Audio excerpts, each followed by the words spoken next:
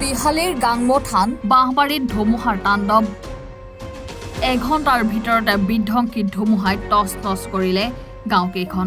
ব্যাহত হৈ পৰিছে বিদ্যুৎ সেৱা ঘৰ ভাগিল বহুতৰে ধুমুহাৰ ফলত দুজন লোক গুৰুতৰভাৱে আহত হৈছে ধুমুহাৰ প্ৰকোপত অঞ্চলটোৰ কেইবাটাও ঘৰৰ টিনপাত উৰুৱাই নিয়ে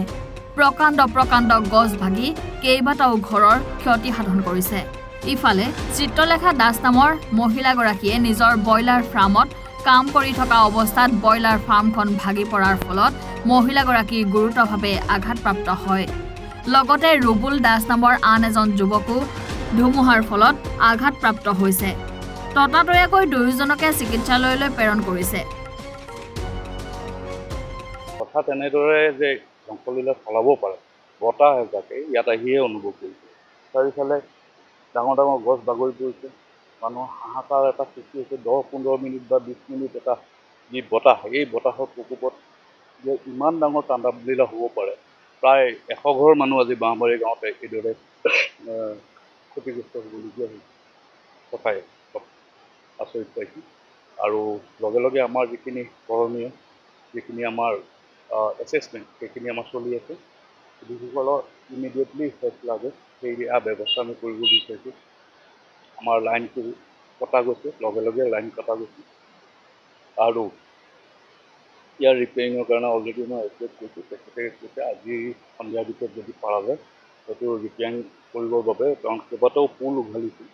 আৰু তাৰ উপৰিও কাৰেণ্টৰ তাঁৰবোৰ এইদৰে পৰিব তাৰ উপৰিও আমাৰ যিখিনি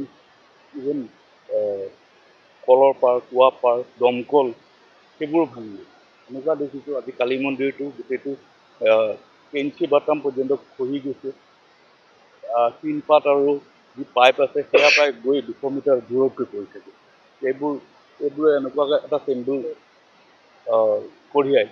যে বতাহটোৰ স্পীড কিমান আছে সৌভাগ্যক্ৰমে কোনো প্ৰাণ হানি হোৱা নাই যদিও 2-3গৰাকী যি ব্যক্তি আছে তেওঁলোকে অলপ ইনজিউৰ হৈছে আৰু প্ৰাথমিক চিকিৎসা অলৰেডি দিয়া হৈছে তো ইয়াত পানীৰ যি প্ৰব্লেম আছে আজি এই ধুমুহাৰ লগে লগে যিটো পানীৰ প্ৰব্লেম হয় সেইমতে আমি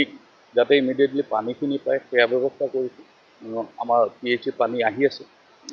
SDO কৈছোঁ তেখেতে পানী লৈ আহি আছে আৰু বাকী আমাৰ যিখিনি পাকঘৰ বা যিখিনি অন্যান্য ঠাই যিখিনিত ইমিডিয়েটলি মানুহ নগ'লে খোৱা বোৱাটো সম্ভৱপৰ নহয় সেইখিনি ঠাইত যাতে তিৰপালৰ অলপ ব্যৱস্থা কৰিব পাৰি সেইটো মই চাকৰি বিভাগ জানো তাৎক্ষণিক ব্যৱস্থা সেইটোৱে অকণমান তিৰপাল আমি আনি প্ৰাথমিকভাৱে সকাহ দিয়া ব্যৱস্থা কৰিছোঁ তিৰপাল বৰ্তমান আনি থকা বুলি মোক জনাইছে আৰু বাকী যিখিনি এছেছমেণ্ট আছে চৰকাৰী ঘৰৰ যিটো ব্যৱস্থা সেইমতে বিহালীৰ পৰা খগেন মটকৰ ৰিপৰ্ট এনি ভাৰত 24